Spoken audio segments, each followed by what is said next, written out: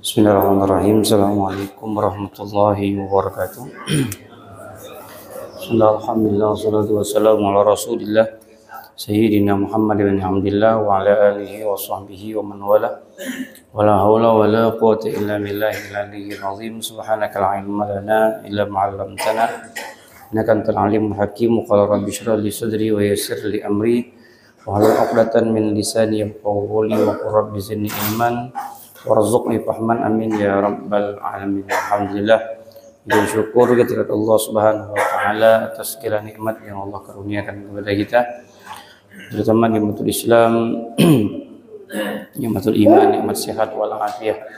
Salawat teriring salam kita curahkan kepada junjungan kita Nabi besar Muhammad sallallahu alaihi wasallam. Mudah-mudahan itu menjadi pengikut beliau sampai akhir hayat kita, dapat syafaat beliau dan masukkan ke dalam surga dalam bersama barisan beliau, amin ya rabbal alamin. Bismillahirrahmanirrahim. Kita masuk pada hal-hal yang membatalkan puasa. Qismun yubtilu thawab shaum la shauma nafsah fala yajibu alaihi al-qada wa tusamma muhbitat. Sebagaimana yang pernah kita bahas, membatalkan puasa itu ada dua. Ada yang membatalkan puasa secara hakikatnya, ada juga yang membatalkan puasa hanya sekedar bahasa majazinya saja, yaitu puasanya tetap sah tapi pahalanya tidak dia dapati. Itulah yang dikatakan muhbitat yang pernah kita bahas, yaitu orang-orang yang tidak bisa menjaga puasanya dengan sempurna, yang berpuasa akan tetapi masih berbohong, puasa tapi mengumpat, puasa tapi membicarakan aib orang lain, dalam keadaan berpuasa tapi bersumpah palsu, dalam keadaan berpuasa tapi tidak menjaga matanya. Nah, orang-orang seperti ini namanya muhbitat. Artinya puasanya sah tapi pahala puasanya tidak dia dapati. Itu sudah kita bahas. Nah, kemudian yang ingin kita bahas kembali yaitu mubtilat. Apa itu mubtilat? Hal-hal yang memang betul-betul membatalkan puasa. Apa saja yang membatalkan puasa? Dikatakan di sini al-muftirul awal ar-riddah. Ada orang puasa kemudian murtad, maka puasanya otomatis saat itu juga batal. Lagi puasa siang, kemudian dia keluar dari agama Islam, maka saat detik itu juga puasanya langsung batal, walaupun dia tidak makan, walaupun dia tidak minum. Ariddah. Kemudian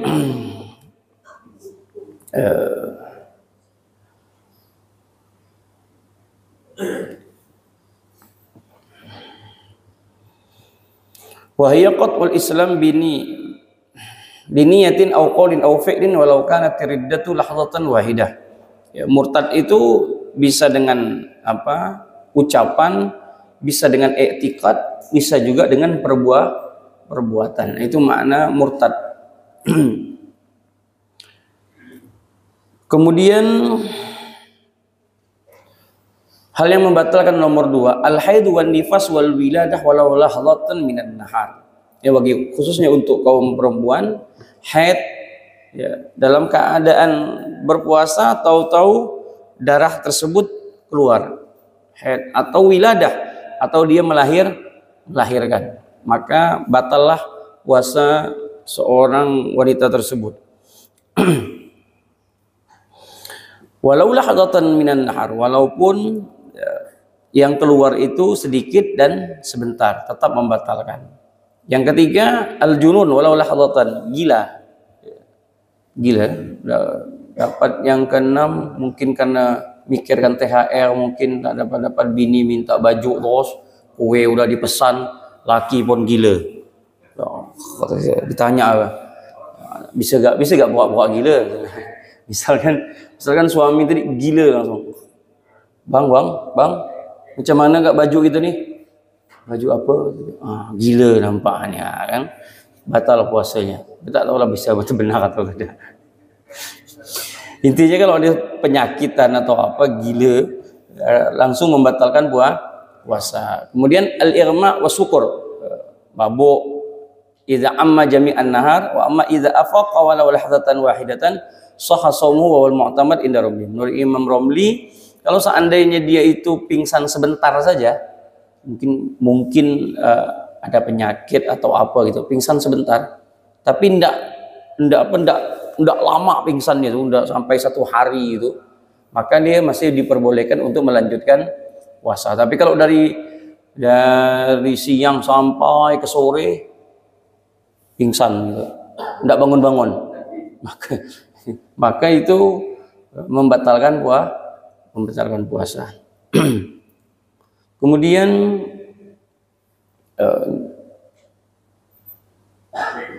al-muftir al-khamis al-jima' idza jama'a 'amidan 'aliman bit-tahrim. Ini pernah kita bahas, yaitu orang yang bersetubuh dengan istrinya amidan 'aliman bit-tahrim. Dia udah tahu, dia udah paham hukumnya, tapi dia melakukannya maka hukumnya haram.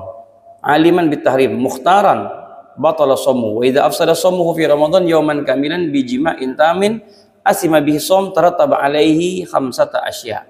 Ya. Apabila ada seseorang tadi berhubungan badan, dia bersetubuh dengan istrinya dengan membatalkan puasa tersebut dengan berhubungan badan, maka dia mendapatkan 5 perkara. Yang pertama, dia berdosa. Kemudian wujubul imsak, setelah dia berhubungan badan bukan berarti setelah itu dia langsung boleh makan, enggak. Habis itu dia tetap seperti orang yang berpuasa juga. Kemudian yang ketiga, wujubut ta'zir, ta'dib binal hakim. Nanti hakim akan mengeksekusinya, diberikan suatu efek jerak, entah itu ditakzir, dihukum, apalah bentuk hukuman dari hakim masing-masing. Ini kalau hukum Islam. Kemudian wujubul qadha, dia wajib qadha. Wujubul kafarah, yang kelima dia wajibul kafaratul uzma. Nah, ini yang berat ini, yaitu dia wajib kafarah. Kafaratul uzma wa hiya ahda salasatu asya' murattabah. Ya, ini 3 perkara ini secara tertib, fala yantaqil ila al-khasrah tsaniyah illa ajaza amma qablaha. Ada 3. Dia tidak boleh langsung memilih, enggak. Dia nomor satu, kalau tidak mampu nomor 1 berarti nomor 2, tidak mampu nomor 2 berarti nomor 3. Nomor 1, itqu raqabatin mu'minah, membebaskan budak. Ini udah pasti tidak ada. Banyak Pak Ustadz budak Pontianak, itu budak-budak, bukan hamba. Yang dimaksud ini adalah hamba sahaya. Kemudian yang kedua, nah hamba sahaya tidak ada, berarti lengkap ke nomor 2. Nomor 2 apa? Siyamu syahraini mutatabi'ain, puasa 2 bulan berturut-turut. Nah ini pun mungkin banyak yang tidak mampu. Ya, kalau dia tidak mampu, karena syaratnya berat sekali. Seandainya 58, ya, yang ke-59-nya sakit, maka dia wajib ngulang lagi dari awal. Berat. Maka dia bisa mengambil yang nomor 3. Berarti ini bukan pilihan, dia urutan. 1 tidak mampu, kemudian yang kedua tidak mampu, kemudian yang ketiga. Apa itu? It'amu sittina miskinan likulli miskinin muddun. Nah, jadi memberikan makan setiap memberikan fakir miskin makan sebanyak 60 orang. Setiap 1 miskin itu adalah satu mud. Ya. Sikit 1 mud itu, palinglah sepiring lah gitu. Ya, undang aja 60 orang miskin, kemudian bikinkan prasmanan, suruh makan, udah selesai. Itu kafarahnya. Kafaratul uzma. Tapi kalau yang yang pernah kita bahas, dia minum dulu, habis dia minum baru dia berhubungan, ya tidak kena ini. Secara hukum tidak kena. Dia wajib hanya mengqadha satu puasa saja. Karena kan dia membatalkannya bukan dikarenakan jima. Dia membatalkannya karena apa? Minum. Dia minum, dia bukan berhubungan badan. Kalau tadi kan dia betul-betul membatalkannya dengan berhubungan badan, maka dia kena kafaroh. Tapi kalau dia membatalkannya dengan air terlebih dahulu, artinya dia sudah tidak puasa. Batal. Kemudian dia berhubungan badan, ya sudah. Dosa pasti. Dosa tanya dosa atau tak ada. Ya orang tak puasa ya pasti dosa lah. Dan begitu. Ini kita bukan lagi membahas dosa ini. Hukumnya. Nah, hukumnya tadi dia tetap berdosa. Kemudian yang kedua, dia tidak kena yang namanya kafaroh tadi. Dia tidak ada pilihan membebaskan budak atau puasa 2 bulan berturut-turut atau memberi makan 60 orang miskin. Tidak ada. Dia kayak orang yang tidak puasa seperti biasa. Cukup dia mengqadha 1 hari di bulan Ramadan. Artinya dia tidak dia tidak masuk dalam kategori kafaratul uzma. Nah, kafaratul uzma ini yang berbahaya. Kemudian wusulu ainin min manfadhin maftuh ilal jawf. Wusulu ainin, sampainya sesuatu ke lubang-lubang yang ada dalam badan kita. Nah, ini yang sangat diperhatikan sekali.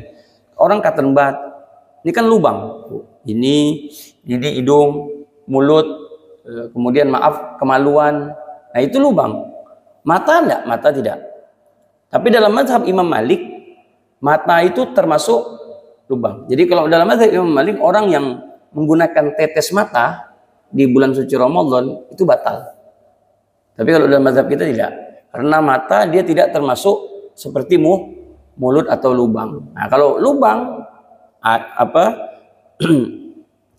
telinga, mulut, kemaluan belakang, dubur apa semuanya, ini yang membatalkan puasa. Apabila masuk sesuatu ke dalamnya. Wusulu ainin kharaja bi al hawa fala yadurru wusulu hawa ilal juf. Kalau sesuatu yang masuk itu yang berbentuk adalah hawa. Misalkan orang kulkas, dia buka kulkas. Tuh, kan uapnya itu kan kencang. Kemudian dia buka mulutnya. Misal, kan hawa kan? Ya. Oh, sudah segar. Ya tidak apa-apa. Karena yang masuk bukan sesuatu. Sama kayak antum sikat gigi yang pernah kita bahas. Sikat gigi. Orang sikat gigi kan otomatis pakai pasta gigi, odol, pasti segar. Tidak mungkin tidak segar. Jam 10 dia bangun misalkan habis tidur dia. Tadi sahur, sholat subuh, sebentar belum gosok gigi. Bangun, udah nggak bangun misalkan jam 9. Pengen ketemu orang. Bau mulut tidak enak. Pasti dia gosok gigi. Ada segernya kan? Hawa. Ada hawa segernya. Boleh, enggak apa-apa.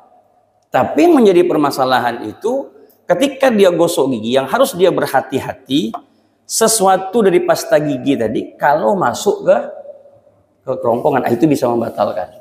Nah, sehingga kalau memang mau ingin gosok gigi dengan odol, betul-betul berhati-hati. Usahakan jangan sampai sesuatu itu masuk. Ya pandai-pandailah gosok gigi, kemudian ambil air cepat buang, udah selesai. Kan ada segar di dalamnya, enggak apa-apa. Hawa itu tidak membatalkan puasa. Kemudian kadzalika mujarradut ta'am warih biduni ainin falyuftir ma wasala minhuma ilal jawf. Atau tadi dia lihat istrinya masak, mungkin masakan itu nyaman betul siang hari itu, masakan kesukaan dia pula, dia buka periuk tu, dia udah tutup lagi, udah selesai. Batal? Enggak batal. Dia kan mencium hawa. Ya, ada hawanya yang dicium. Tapi ini penyakit ya. Apa entam dia. Wa kullul idza wasalatil ain ila al-jawf min manfadin min ghairi maftuh kaduhnin wan nahwi bitasarrabil masam wa kullu manafid maftuhah fi madhhabil Islam Syafi'i ila al-ain.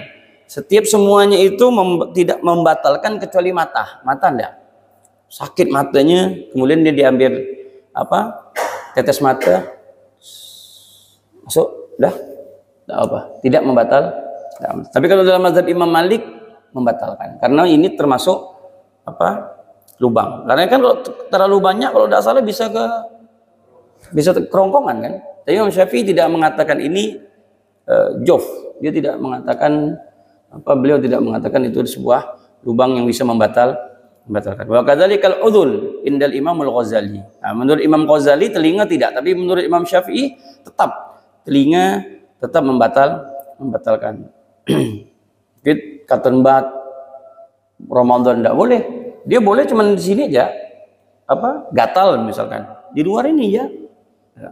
Udah, tidak boleh masukkan sesuatu. Tidak boleh. Atau air masuk lagi apa? Mandi. Ya, kalau mandi bisa membatalkan, tapi lihat mandinya. Antum mandinya betul-betul pakai gayung atau pakai shower. Betul, mandinya pas mandi junub kah atau mandi apakah? Mandinya betul. Tapi subhanallah tahu-tahu dia masuk ke telinga. Apakah membatalkan? Enggak. Ya udah tunggu aja nanti. Jangan dimasukkan air lagi. Biasa kan kita ingin mengeluarkan apa? Ingin mengeluarkan air kan? Nah, yang keduanya ini nanti menjadi batal. Mentang-mentang mau mengeluarkan dalam ini, ambil air, batal. Jadi kalau udah masuk ya sudah, nggak berdengung-dengung lah, berapa jam tuh, kan begitu. Ya sudah. Tapi tidak membatalkan. Dengan syarat mandinya memang betul-betul apa? Terbiasa tadi, entah dengan gayung atau dengan shower. Tapi kalau mandinya berendam, apa, nyebur di sungai, gitu, nyelam, berendam, nyelam, itu bisa membatalkan. Karena itu mandi yang bukan seperti kebiasaan. Ya memang pengen berenang nih orang. Siang-siang dia berenang, masuk air telinganya, batal. Ya, batal. Waktu saya dulu, ya, kalau udah puasa pasti mandi di sungai, wajib siang-siang tuh, sambil bawa pancing udang. Ilal jof, wa yajulul ghidha wad dawa kal ma'idah, huma yaj'alu masail fi usulil jof, hukmul ibrah. Nah, masuklah di sini hukum suntik. Nah, ini hukum suntik. Apakah mutlak orang yang disuntik itu membatalkan puasa? Ada 3 pendapat. Nah, ini karena kemarin ada yang tanya, Ustadz, saya ini enggak mau kalau siang itu harus dia suntik apa? Insulin apa namanya? Iya, suntik itu.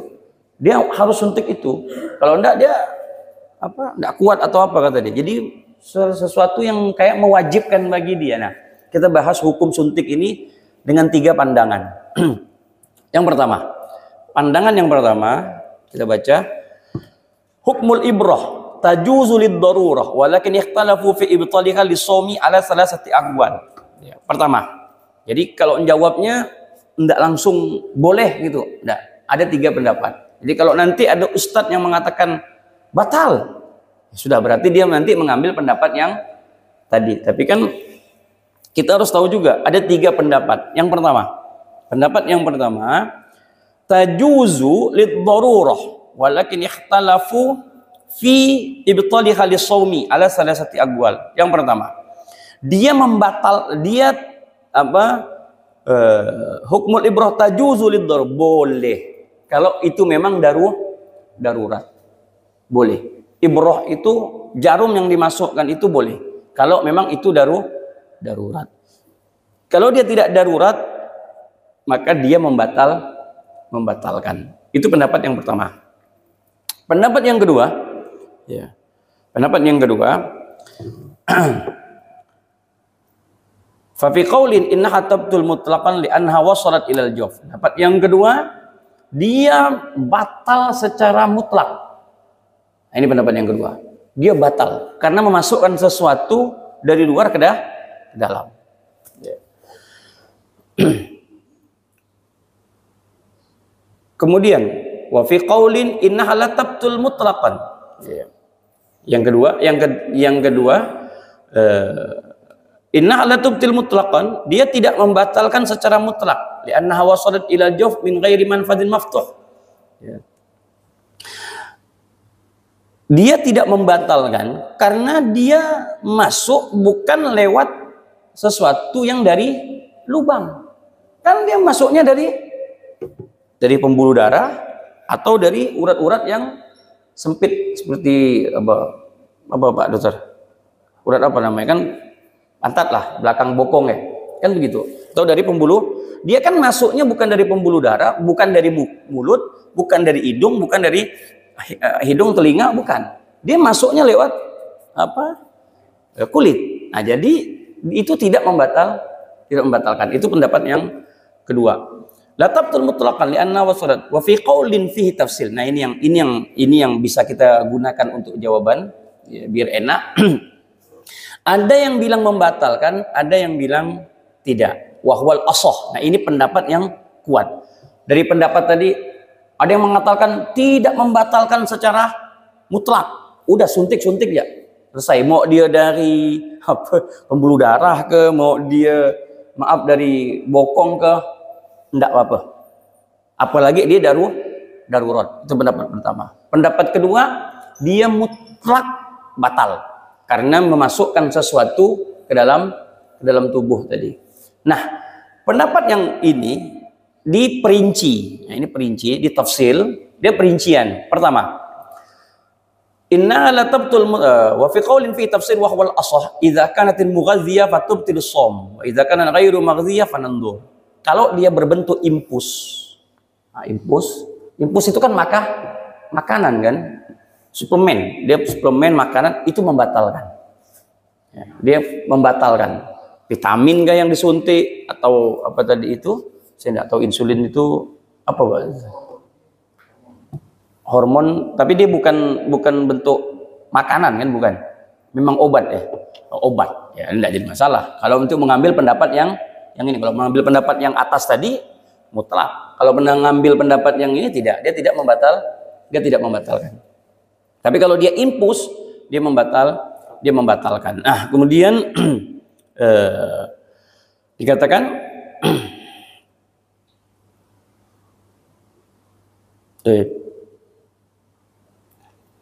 jika tidak mengandung suplemen, dia hanya berisi obat. Apabila disuntikkan, juga yang ketiga, jika tidak mengandung suplemen, dia tidak mengandung suplemen atau apa tadi, tapi lihat disuntikkannya di mana. Kalau apabila disuntikkan lewat pembuluh darah, maka batal.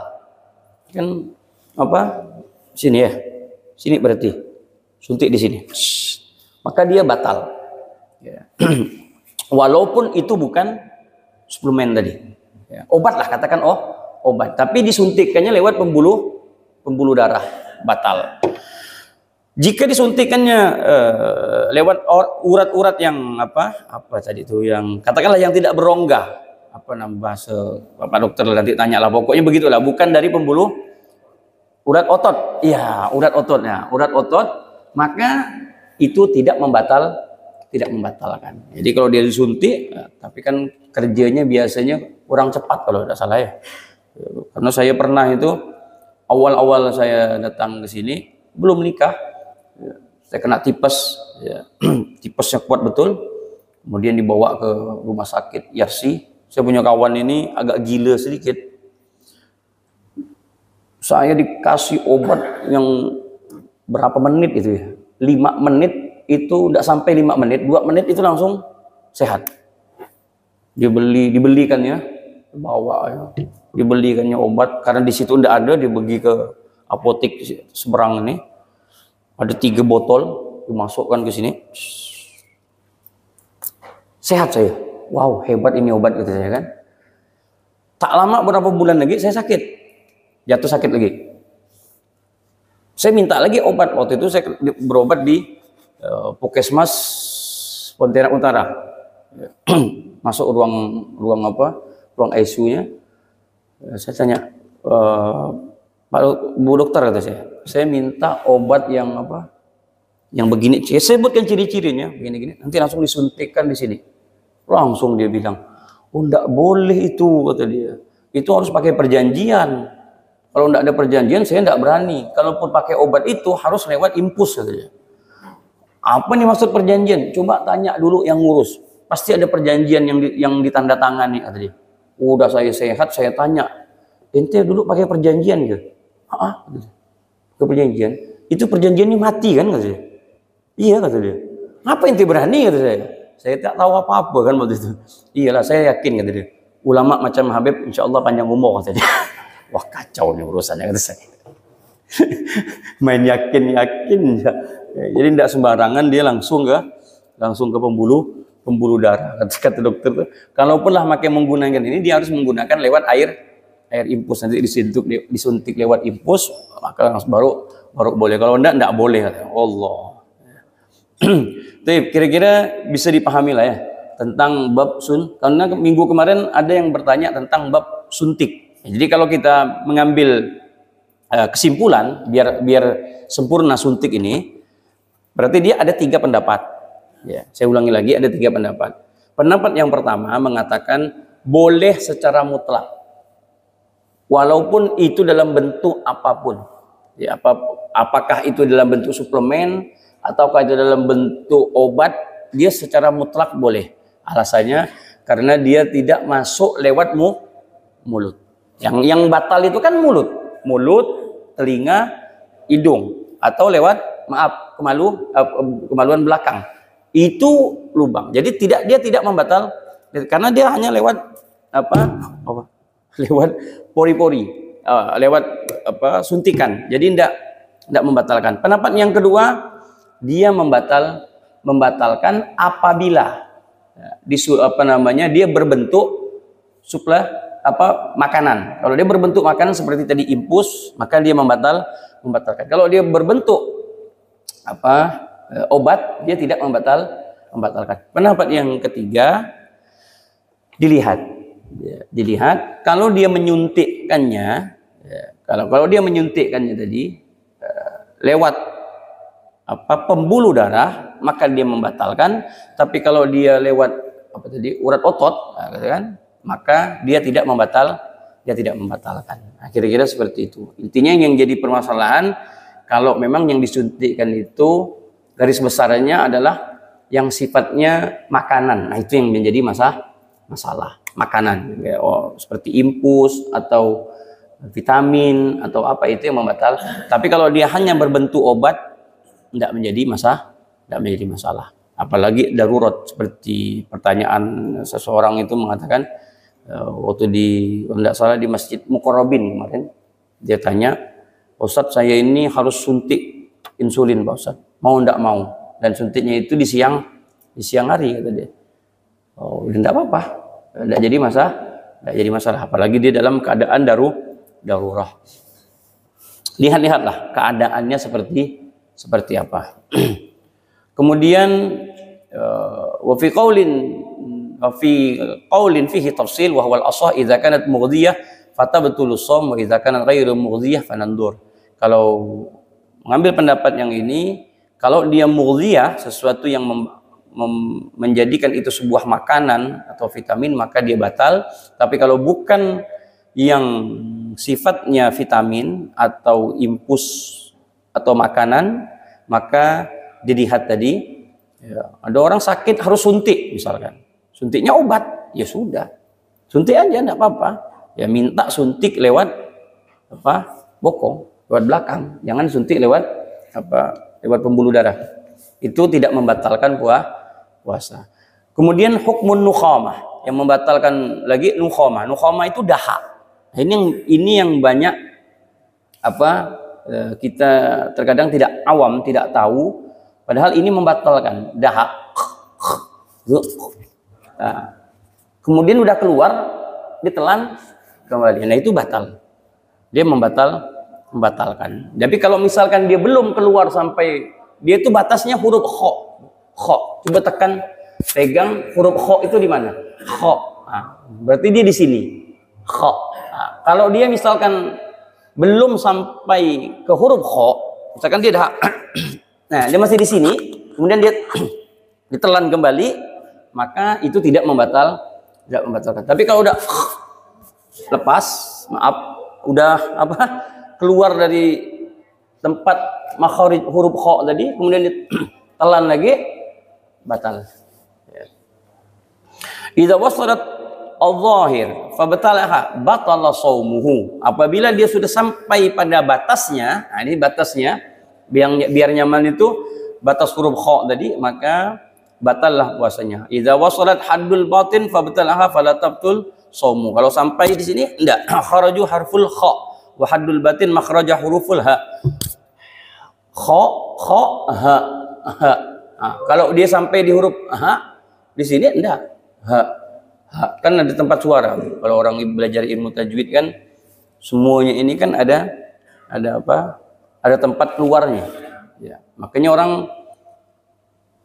kalau orang yang hebat itu dia misalkan sebenarnya huruf ain itu bukan dari hidung, bukan ain. Kalau orang kan ain kan saking mau pasehnya itu ain itu lewat di hidung. Kalau yang ahli tajwid asli disuruh tutup hidungnya, ain gitu, ain bisa dinyebutnya karena bukan dari hidung. Kalau kita ini kadang-kadang karena ingin kelihatan fasih mengeluarkan huruf ain itu dari hidung keluarnya. Ain, sengong sedikit disengong kan gitu. Ain apa-apa kan. Jadi kalau orang yang ahli ilmu tajwid dia enggak.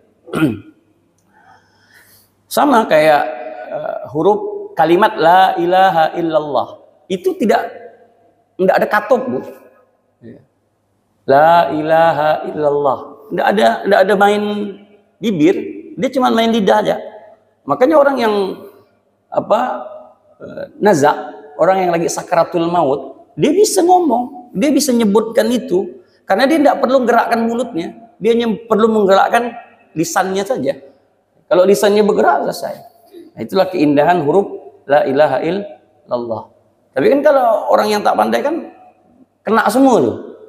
Bibirnya kena karena tak tepat pada makharijul hurufnya. Banyak hal yang kita itu tak tepat makharijul huruf. Kadang-kadang kita itu ngomenin ustadz apa semuanya. Padahal kalau kita ngimami lintang pukang malah bacaannya. Sifat huruf, ada makharijul hurufnya, ada sifat-sifat hurufnya, shotnya. Ya, kalau kita kan shot itu gimana? Pasti muncongkan monyong kan? Nggak boleh monyong. Shot salah. Bukan dimonjongan. Dulu saya waktu belum pesantren diajarkan itu biar dapat huruf shot itu mulutnya harus monyong. Memang dapat shot dapat, tapi nggak begitu. Biasa saja shot dia di sini. Shot nggak harus monyong. Ihdinas siratal, dia enggak ihdinas sirat, enggak. Ya salah. Kan banyak salah. Kalau coba aja duduk betul dengan orang ilmu tajwid, periksa bacaan gitu, salah semua. Saya belajar Fatihah 1 minggu baru betul. Iya, sampai saya ke Yaman talqin Fatihah 1 minggu baru selesai. Betul kan itu baru minggu. Allah sakit. Memang tak terima rasanya. Gila gitu betul-betul belajar dari dulu. Tapi ini yang ngajarkan memang Ustadz ahli tajwid. Dia belajar di mana waktu itu ya? Di Bahrain atau di mana guru tuh? Betul-betul bis enggak boleh dia tak boleh. Bis. Itu tak boleh tuh. Betul-betul tak kedengaran. Enggak ada enggak mau dia. Walah, bak, untuk bak ya gitu, kayak ada model kalkolanya tak boleh. Bismillah, pelan. Alamak, itu saya sakit ngajar gini. Ini kalau ke Indonesia kena tinggal kan ngajar macam gini nih. Gitu. Berat, tapi ya sikit-sikit lah pandai gitu. Enggak salah-salah betul. Intinya kan di Fatihah. Imam itu kan intinya di Fatihah. Kalau Fatihahnya udah lintang pukang, aduh. Seperti lagi dot walallah, kalau dia salah aja menempatkan hurufnya Dia misalkan ngambil huruf dal, kan kelihatan itu. Waladdallin, misalkan ujung lidah dia letakkan di depan gigi sini, belakang. Dapat. Waladdallin, dapat kan? Waladdallin, salah. Dia hanya pakai gigi geraham. Bisa gigi geraham 1, bisa gigi geraham 2, kiri kanan boleh. Waladdallin, dia nggak main lidah. Dia ngetopkan gigi geraham. Atau dua gigi geraham. Waladdallin. Tapi kalau dia pakai dal, bisa pakai tempatnya dal. Dapat kan? Tapi orang ahli tajwid tahu, oh ini keluarnya bukan pada tempatnya ini. Tahu.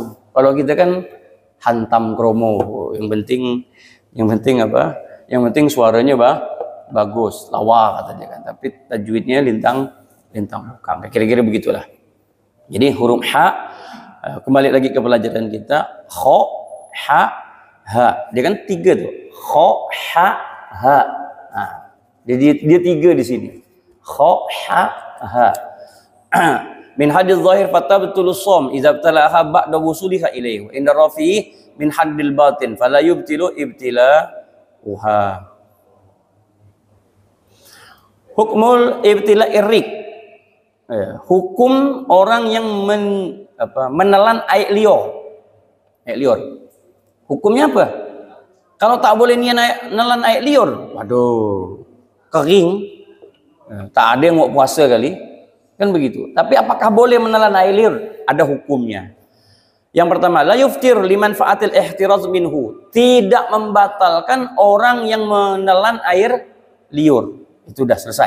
Tidak membatalkan. Tapi apakah bisa membatalkan? Bisa. 1. Ayyakuna tahiran la mutanajjisan. Air liurnya itu dengan syarat tidak ada bercampur sesuatu yang najis. Kalau seandainya giginya berdarah, dia gigi berdarah nih. Kemudian bercampurlah air liur dengan darah tadi. Dia telan, batal. Batalnya bukan karena menelan air liur, karena air liur tersebut sudah bercampur dengan darah yang najis tadi, maka batal. Kalau air liur murni tidak membatalkan. Ayyakuna min ma'dinihi falisan wal fam kulluhu ma'din. Walau ta'ala arrik alladhi wasala ilal khumrah syafataya batala shaumuha. Ini kalau dia misalkan ini Bu, Pak. Ya. Ini bibir, ya. Kalau dia masih di sini, liur nih, telan, tak batal. Tapi kalau dia udah keluar, air liur tuh keluar, ini tak mungkin sih, cuman ini hukum jangan saya gitu. Air liurnya keluar, kemudian antum batal. Iya, ini contoh aja ya. Dia keluar, mungkin dia habis makan apa gitu, itu keluar. Kemudian diambilnya karena dia sudah keluar dari area bibir ini, ya, dia keluar, kemudian diambilnya lagi, pelan, batal. Tapi kalau dia masih di sini, di gigi ini, di belakang bibir ini, tidak menjadi masalah, boleh saja. Ayyakuna min ma'dihi falisan wal fam kulluhu ma'din. Falau ibtala ar-rik alladhi wasala ila khufrati sumra batala shamu. Ada lagi pertanyaan. Agak tak sedap sih dengarnya. Pak Ustaz. Ya. Bagaimana hukumnya Pak Ustaz? Air liur tuh saya kumpulkan kata dia. Habis itu awas betul Ustaz kata dia. Habis itu saya telan kata dia. Apakah membatalkan puasa? Ya secara hukum tidak membatalkan. Mau dia katakan apa? Tidak membatal. Tapi pikirkan jalan. Sedang-sedang enggak gitu. Kadang-kadang pertanyaan ini aneh Bu ya. Kemudian hukmu dukhulil ma asna'ul ghusl ila jawfi biduni ta'ammurin lis-shaum. Ini tadi kita bahas hukum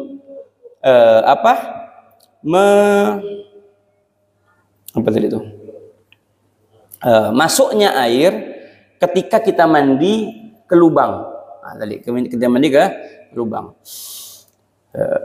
Fihi tafsil, idza kana al-ghuslu ma'muran bi masyru'an mafrudan. Kalau memang dia mandi itu dikarenakan mandinya mandi junub atau mandi yang disunahkan, mandi Jumat atau mandi mandi yang sesuatu yang disunahkan, mandi taubat atau apa, kaghusli janabah au sunnatun kaghusli jum'ah fala tabtul shaum idza ightasala bis-shab. Ya, dia mandi begini. Kayak mandi seperti biasa dengan gayung atau dengan shower tadi, biasa. Maka dia tidak batal. Wa yabtulu idza ightasala bil inqimas. Tapi kalau mandinya berendam, kemudian masuk air tadi, batal. Itu punya betap misalkan. Wow, karena tadi mau mandi, betap besar, berendam lah, nyelam. Ya kan nyelam kan? Habis, pasti gini, masuk air, batal.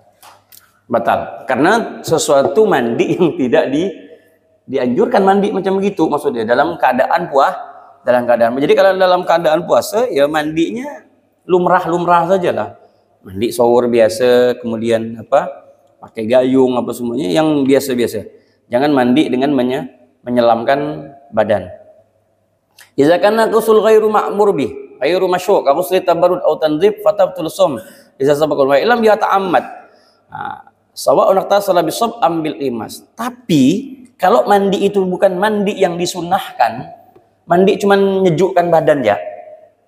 Allah maha panas benar hari ini. Berarti kan mandi tidak disunahkan ini. Sesuatu yang tidak disunahkan, bukan mandi junub, bukan juga mandi Jumat, atau mandi yang sesuatu yang disunahkan. Mandi yang disunahkan seperti pengen masuk pengen tanah haram. Kan kita kan mandi dulu disunahkan. Nah, kan sunnah mandi itu. Ini mandi hanya untuk nyejukkan badan aja. Dia mandi. Kemudian masuk. Apakah batal? Batal. Walaupun dia mandi menggunakan gayung. Walaupun dia mandi menggunakan shower. Pak Ustadz tadi bilang tidak membatalkan kalau pakai gayung dan shower. Iya, kalau mandinya itu mandi yang dianjurkan atau disyariatkan. Seperti mandi yang dianjurkan, ya mandi junub, wajib, mau tidak mau harus mandi. Kalau tidak mandi tak bisa sholat. Yang kedua, mandi disunahkan, ya mandi Jumat. Mandi tadi mau ingin masuk tanah haram, atau mandi taubat, atau mandi apalah semuanya. Mandi yang disunahkan. Maka kalau masuk tidak jadi masalah. Tapi kalau mandinya hanya sekedar ditabrid atau tanzif, untuk nyejukkan badan atau untuk bersih-bersih saja, maka lebih dominan untuk sangat berhati-hati. Pelan-pelan lah. Jangan sampai masuk ke telinga. Kemudian al-hukmu idza sabaqahu al-ma' min ikhtiyarihi fil madmadah wa misluha fil istinshaq fi tafsil. Ya, sama dengan orang kumur-kumur. Ada pertanyaan, Pak Ustadz, kita wudhu ini harus ke kumur-kumur. Kumur-kumur. Jangan tak kumur-kumur. Tapi kan nanti kan rongga-rongga kita basah nih karena kumur-kumur ini. Enggak apa-apa. Kumur-kumur itu adalah sesuatu yang dimasyru'kan, sesuatu yang disyariatkan oleh Nabi. Jadi orang wudhu kumur-kumur dalam keadaan puasa enggak menjadi masalah. Enggak jadi masalah. Yang dilarang itu kita baca al-hukmu idza sabaqahu al-ma' min ikhtiyarihi fil madmadah mithluha fil istinshaq fi tafsil. Idza kanat al-madmadah ma'muran masyru'an fil wudu' aw fil ghusl. Apabila kumur-kumur tersebut sesuatu yang disyaratkan di dalam wudu, illam yubaligh fi fala yabtul shaum idza sabaqa al-ma'. Dia wudu seperti biasa. Sampai di sini ya. Tahu-tahu ketelan, enggak batal. Tapi kalau dia kumur-kumur, karena mungkin ininya ini kering benar, dia kumur-kumur, makruh. Tidak membatalkan, tapi makruh. Batal enggak puasanya? Enggak, tapi makruh. Nah, berbedanya apa? Kalau dia lagi kumur-kumur biasa, kemudian tetelan, tak batal. Tapi kalau yang tadi kawan pula ngejot kan, batal. Nah, batal siapa suruh? Kan begitu. Atau dengan sendirinya. Atau gitu kan? Kayaknya saking kelamaan tadi itu, begini, geli pula dia gatal masuk, batal. Nah, kan bisa membedakan ya. Ada perbedaan antara kumur-kumur tadi dalam bahasa Arab nyemat madoh, kumur-kumur. Kalau kumur-kumur dalam area yang mulut apa semuanya tidak jadi masalah. Yang dilarang itu adalah sampai ke tenggorokan. Itu pun tidak membatalkan puasa. Masuk dia dalam kategori hukumnya makruh. Tapi lebih baik dihindari. Illam yubaligh fala yubtilu shaum idza sabaqal ma. In balagha fiha. Dikatakan di sini, jika seandainya dia mubalaghah sampai ke tenggorokan, fayubtilu shaum, membatalkan puasa idza sabaqahul ma, li'anna al-mubalaghah makruhatun, li'anna al-mubalaghah makruhatun minas shaim. Karena itu sudah dilarang. Kalau lagi puasa, jangan kumur-kumur dalam keadaan seperti tadi, yaitu mubalaghah sampai jangan. Ya, makruh. Sesuatu yang makruh tapi dipaksa, maka dia membatalkan. Wa idza kanatil madmadha ghairu ma'mur bih. Ada lagi kumur-kumur yang tidak dianjurkan, iseng. Kumur-kumur iseng. Enggak wudu, enggak apa, pengen enggak kumur-kumur. Nah, boleh enggak? Nah, kita baca. Iseng, mungkin dia masuk masjid, tak ada wudu, ambil air, buang. Kumur-kumur ya. Ya. Ghairu masyru' bi an kanat rabi'ah wa laysat fil wudu' bil ghusl fatab yusum wa illam yubaligh. Idza kan tilmal Allah ghairu ma'mur bi ghairu masyru'atin bi an kanat rabi'at bi an kanat rabi'atan aw laysat fil wudu' bil ghusl fayubtil bi yusum wa illam yubaligh. Jadi mau hati-hati. Ya, kalau ada sesuatu atau apa, dia bisa membatalkan karena kumur-kumur yang tidak dianjurkan. Kemudian terakhir asambi al-istimna ay talabu khurujul mani imma biyadihi aw biyadi halilati aw fikrin aw nadhrin in alima al-inzal fima aw bi mudaja'ah fa idza anzala fi ihda hadhihi al-halat batala shaumuhu. Ya, kemudian yang terakhir istimna, yaitu mengeluarkan sperma. Dengan bentuk apapun sperma itu keluar, entah itu dengan memandang sesuatu dengan syahwat atau dengan bersentuhan atau dengan apa, batal secara mutlak. Entah itu dengan tangan, entah itu dengan, pokoknya dengan apapun sesuatu tersebut apabila dia inzal, artinya keluar spermanya, maka hukumnya batal, baik dengan apapun bentuknya. Nah, kira-kira sampai di sini dulu, yaitu hal-hal yang bisa membatalkan puasa. Wallahu a'lam bishawab. Sila.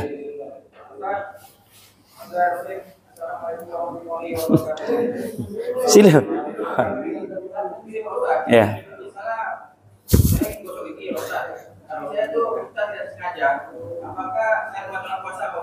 Apa? Gosok gigi? Banyak. Iya. Apakah hukumnya ada ketika puasa? Ini banyak tetangga saya itu kalau dekat -2, -3, -5 itu banyak marah-marah Ustaz. Ini bagaimana hukumnya? Mau batal puasa atau pahala sekalian? Marah-marah. Iya Ustaz. Oh. Nanti saya bayar.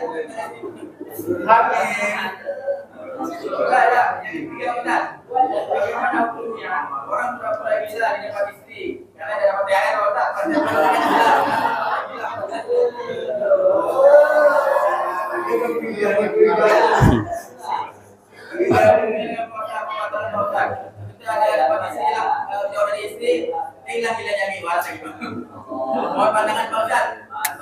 Yang ketiga apa, Pak RT? Yang ketiga.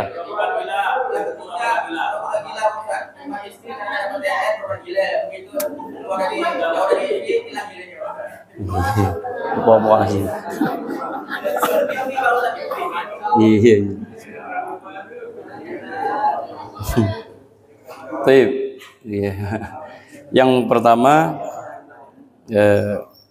dia gosok gigi, kemudian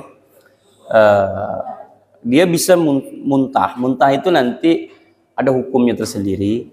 Kalau muntahnya secara menyengaja, maka dia batal. Tapi kalau muntahnya tidak sengaja, artinya dia tidak ingin muntah, cuman kemuntah itu tidak membatalkan puasa. Tapi kalau memang sengaja, seperti ada orang yang sengaja ingin itu batal.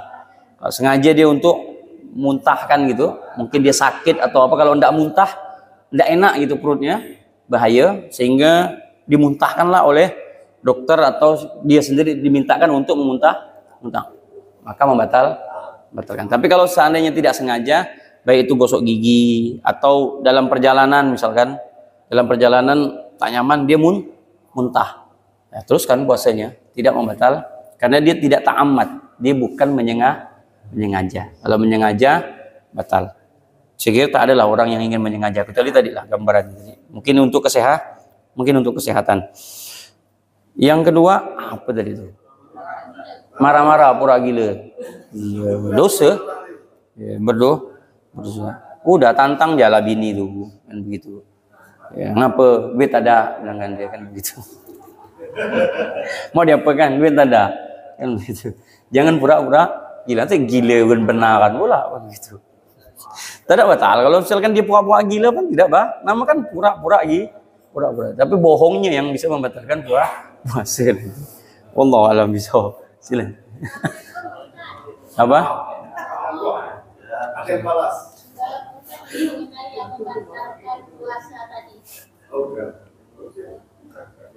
Iya.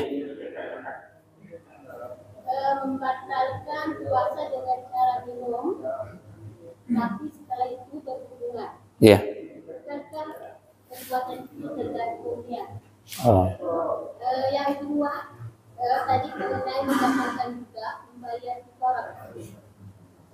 Bagaimana dengan seorang wanita? Misalnya berpuasa sudah dapat kifarat, wanita kan setiap bulan kan ada halangan. Misalnya punya masih bayar kifarat selama 2 bulan tadi yang dikatakan.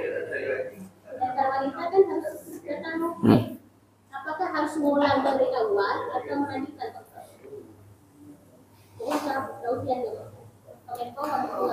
Assalamualaikum warahmatullahi wabarakatuh. Untuk wanita tidak. Untuk wanita tidak ada kafarah. Tidak ada kafarah. Hanya untuk laki-laki. Nah, hanya untuk laki-laki. Jadi maaf, seandainya ini hukumnya. Ini hukumnya gini.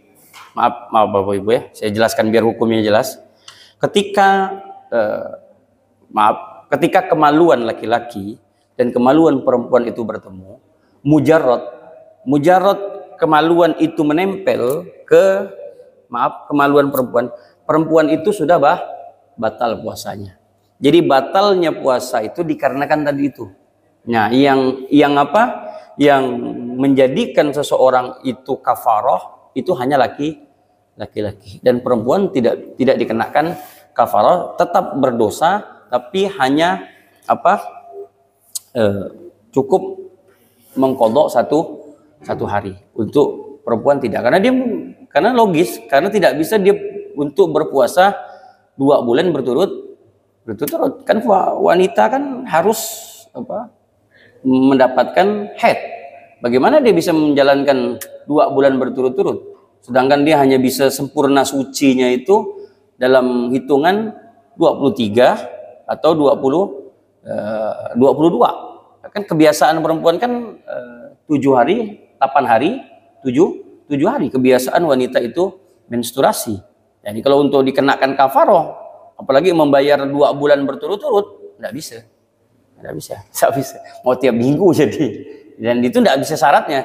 Syaratnya itu harus sempurna. Nah, jadi untuk laki-laki, untuk suaminya, bahasa kasarnya itu untuk suaminya, istri tidak. Istri hanya mendapatkan dosa. Istri mendapatkan dosa, kemudian tidak mengkafarah. Yang kedua, innamal a'malu binniyat misalnya tadi. Nah, ini bukan soal bab niat, ini bab hukum. Jadi dia tidak masuk tentang ke niat. Niat dia secara hukum sah. Sahnya di mana? Dia telah membatalkan puasa. Ya, dia ya enggak batal. Oh. Iya. Iya, enggak ada hubungannya. Niat untuk berhubungan apa? Iya, tidak ada masuk karena posisi dia sudah batal. Jadi yang membatalkan puasa itu bukan niat. Yang membatalkan puasa itu adalah air. Air itu yang membatalkan puasa. Ada orang pengen membatalkan puasa tapi tak minum. Apakah batal puasanya? Tidak batal. Dia pengen, aku nak membatalkan puasa jam 1 nih. Tidak batal. Niat itu tidak membatalkan puasa. 1000 kali pun dia ingin membatalkan, enggak. Dan tujuan dia ingin melakukan itu tidak menjadikan suatu membatalkan sebuah niat. Tidak bisa. Yang membatalkan puasa tadi adalah minumnya air tadi. Walaupun tujuan dia untuk berhubungan. Ya dia minum saja. Dia minum, batal. Otomatis saat itu puasanya batal. Ketika di puasanya dia batal, dia melakukan sesuatu yang haram, yang diharamkan tadi dalam keadaan berpuasa, ya sudah dia kena hukum berdosa, tapi dia tidak bisa dikenakan hukum kafarah. Itu saja. Tetap iya, walaupun sifatnya itu hilah, ngakal, bahasanya itu ngakal. Contoh seperti ini. Contoh hukum gini. Inilah Pak Bu, kalau kata Mahfud MD, orang ahli hukum jangan dikasih permainan hukum karena dia bisa lari dijerat dari hukum tadi. Nah, jadi kalau orang tak pandai hukum, kita nih tak pandai hukum. Kita tak pandai hukum, mati kita. Kena satu pasal ya selesai. Tapi kalau orang yang ahli hukum, hantamkan pasal ini, hilang pasal yang pertama. Nah, jadi kalau orang ahli hukum ya tidak bisa dipermainkan hukum. Nah, contoh begini. Contoh. Dia punya kambing, ya ini dicontoh biar jelas. Dia punya kambing 40 kambing dia wajib zakat. 40 kambing dia wajib zakat satu kambing kecil. Ketika dia pengen 40, dia jual 2 butik kambing. Paham ya? Berarti kambing dia berapa? 38. Pertanyaannya, apakah dia dikenakan zakat? Tidak kena. Tidak kena. Sampai kapanpun tidak bisa dikenakan. Dia tanya, ngapa kau tak kena zakat? Mana ada kambing aku 38. Kambing itu berapa zakatnya? 40 loh. Kemarin kan 40. Pas udah dapat 1 tahun haul, tahu-tahu jadi 38 pula. Saya jual. Oh berarti tak kena zakat lah. Tidak kena. Selesai. Tidak kena. 38. Pas masa waktunya, haul itu perputaran tahun, dia tidak kena. Dijual. Nah, tapi orang-orang seperti ini ada kena hukumnya, Pak. Itu namanya mempermainkan agama. Apa itu? Nanti ada satu hadis dari Nabi SAW. Orang yang selalu mempermainkan ini, dia dimasukkan ke dalam belanga gitu, apa namanya? Apa bahasa saya kita bilang apa? Kuali lah, katakan kuali yang besar. Kemudian dia dimasukkan ke dalam, direbus, dia dibakar. Bakar sampai melepuh air itu. Lalu dia protes, "Ya Allah, ngapa kau bakar aku?" Kata si orang yang di dalam ini. Lalu Allah mengatakan, katakan kepada dia, "Wahai malaikatku, aku tidak membakar dia. Aku lagi membakar kuali. Kebetulan dia ada di dalam itu." Kira-kira begitulah. Itu dosa orang yang suka mempermain. Ya, tapi kan kita lagi bicara hukum. Saya lagi bicara hukum. Kalau bicara hukum ya lari dari hukum ini, dia tidak kena, tapi kena dosa ini, dia kena dosa ini. Yaitu namanya hukum. Ya, wallahu alam. Kira-kira seperti itu. Bisa dipahami, Bu ya? Bisa dipahami? Jadi tidak ada hubungannya dengan niat. Jangan masukkan ke niat lagi. Karena otomatis orang itu batal. Ini kan niatnya kan enggak ada. Niat itu beda berlaku niat itu ketika seseorang ingin mengawali ibadah. Itu nih niat. Sedangkan ini sudah dalam keadaan beribadah. Dalam keadaan beribadah tidak bisa niat itu memutuskan ibadah. Contoh tadi, misalnya saya ini tak sahur loh, Bu. Saya ini kesiangan tadi ini. Saya tak sahur nih. Bangun-bangun udah azan. Ya, ketiduran saya tidur tadi jam 3. Tadi tak biasa tidur, tahu-tahu ngapa bisa ketiduran. Jadi misal nih, tapi janganlah sampai, ini contoh aja. Ya. Jam 2, kalau siang nanti saya kelaparan dan saya kehausan, saya batalkan puasa saya nih. Saya niatnya sekarang nih. Nah, pertanyaannya, apakah puasa saya batal? Tidak. Sampai nanti jam 2, apakah puasa saya batal? Tidak juga. Kapan puasa itu batal? Ketika saya minum air, selesai. Ya, jadi ketika dalam ibadah membatalkan niat itu tidak boleh. Sama dengan sholat. Ketika mengawali sholat dengan niat, seandainya tamu yang datang ini, kalau dia lagi sholat, aku datang, aku akan batalkan. Allah, dia udah niat dari awal. Allahu Akbar. Dia niat. Sebelum tamu itu datang, sholatnya sudah batal. Karena dia menggantungkan niat dengan sesuatu. Tapi kalau di tengah sholat, Allahu Akbar, ketok pintu. Tok. Assalamualaikum. Ini kalau sekali lagi nih, dia ngetok niku batalkan sholat. Ketok aja sekali lagi. Tapi lanjut ya sholat. Apakah batal sholatnya? Tidak bisa membatalkan. Kira-kira seperti itu. Wallahu a'lam. Ya, paham tak paham lah, Bu? Kira-kira begitulah ya. Sila. Terakhir.